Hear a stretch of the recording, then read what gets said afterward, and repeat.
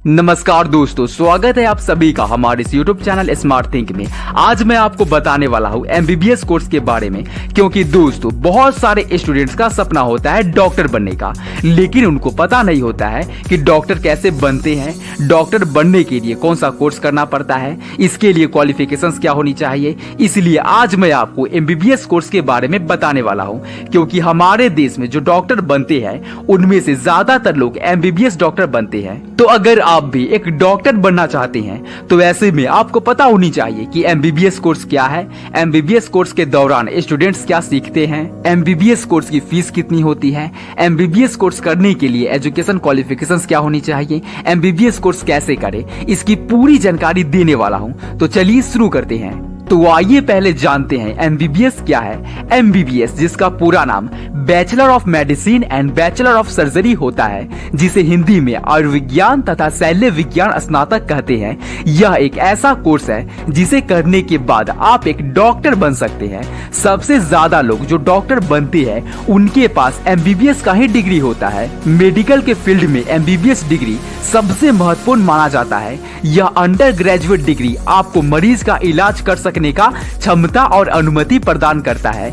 MBBS course करने में 4 साल 6 महीने का समय लगता है एंड इसमें 1 साल की इंटर्नशिप भी होती है, जिसके बाद ये कोर्स 5 साल 6 महीने का हो जाता है, जिसके दौरान आपको ह्यूमन बॉडी कैसे काम करता है इसके बारे में सब कुछ बताया जाता है एंड मानव शरीर में होने वाली बीमारियों और उनके इलाज के बारे में भी पढ़ाया जाता है। इसके साथ ही शरीर से संबंधित फार्माकोलॉजी, पैथोलॉजी, सामुदायिक स्वास्थ्य एंड बाल चिकित्सा का अध्ययन कराया जाता है। इस कोर्स को कर लेने के बाद आप गवर्नमेंट हॉस्पिटल या प्राइवेट हॉस्पिटल में नौकरी पा सकते हैं। तो चलिए अब जानते हैं MBBS कोर्स के दौरान स्टूडेंट्स क्या सीखते हैं। MBBS मेडिकल का एक ऐसा कोर्स है जिसके दौरान स्टूडेंट्स मानव शरीर में होने वाली बीमारियों और उसके इलाज के बारे में सीखते हैं एंड मानव शरीर की संरचना एंड फंक्शनिंग के बारे में पूरी जानकारी प्राप्त करते हैं, और उसके बाद शरीर में लगने वाले अलग अलग तरह के बीमारियों के बारे में भी पढ़ते हैं।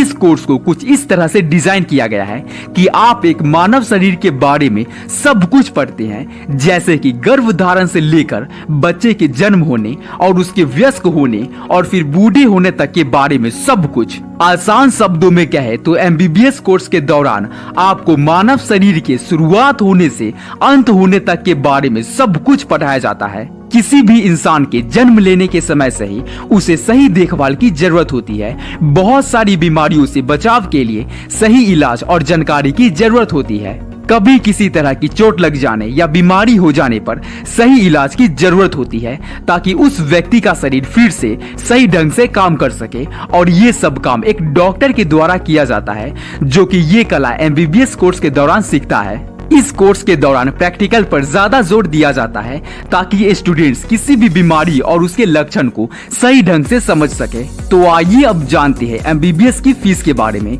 यानी कि MBBS कोर्स करने में कितना खर्चा आता है। भारत में MBBS कोर्स के लिए अलग अलग कॉलेजेस की अलग अलग फीस स्ट्रक्चर होता है।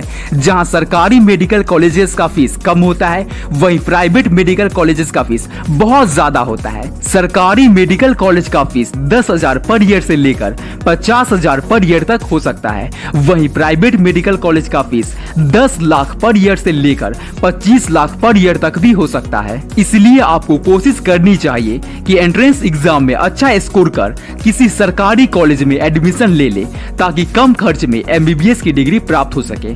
तो चलिए अब जानते हैं MBBS कोर्स करने के लिए एजुकेशन क्वालिफिकेशंस क्या क्या होनी चाहिए। So candidate 12th class pass होना चाहिए साइंस सब्जेक्ट से, जिसमें फिजिक्स, केमिस्ट्री एंड मेंस सब्जेक्ट बायोलॉजी होना चाहिए एंड 12th क्लास में 50% मार्क्स के साथ पास होना चाहिए। और अगर आप SC, ST और OBC कैटेगरी के कैंडिडेट है तो आपके लिए 40% मार्क्स निर्धारित किया गया है। MBBS कोर्स करने के लिए कैंडिडेट की उम्र 17 से 25 वर्ष के बीच होनी चाहिए।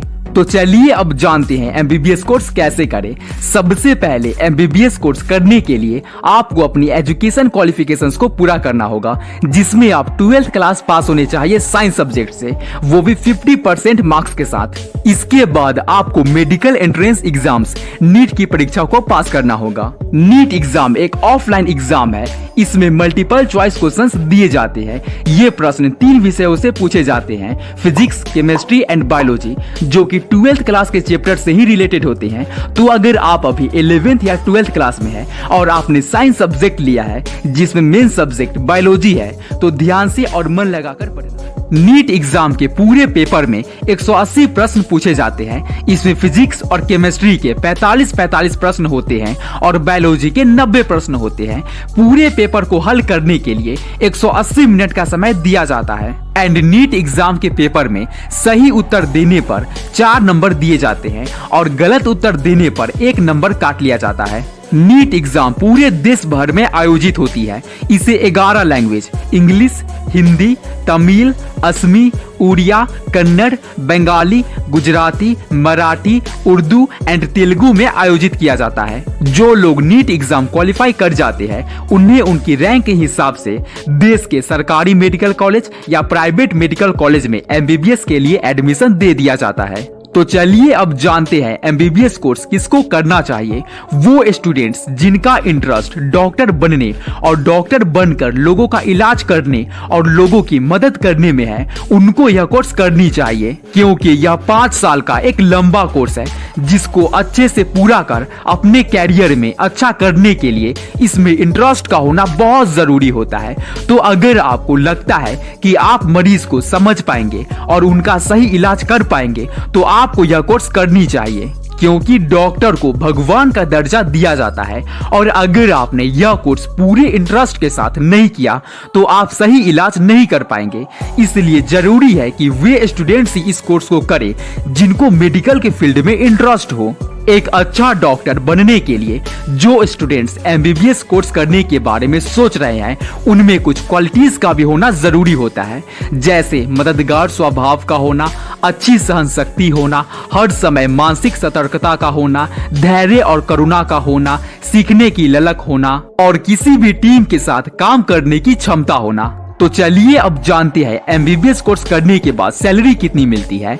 एमबीबीएस कोर्स करने के बाद आप एक अच्छी नौकरी के साथ साथ अच्छा सैलरी भी पा सकते हैं। अगर आप किसी सरकारी हॉस्पिटल या किसी सरकारी विभाग में नौकरी पाते हैं तो उसकी शुरुआती सैलरी 70,000 से लेकर 1 लाख पर महीना तक हो सकती है। वहीं प्राइवेट सेक्टर में भी आपको 1 लाख पर महीना आसानी से मिल सकता है। एंड बहुत सारे लोग एमबीबीएस कोर्स करने के बाद अपना खुद का हॉस्पिटल या नर्सिंग होम शुरू करते हैं एंड वो भी बहुत अच्छा खासा पैसा कमाते हैं।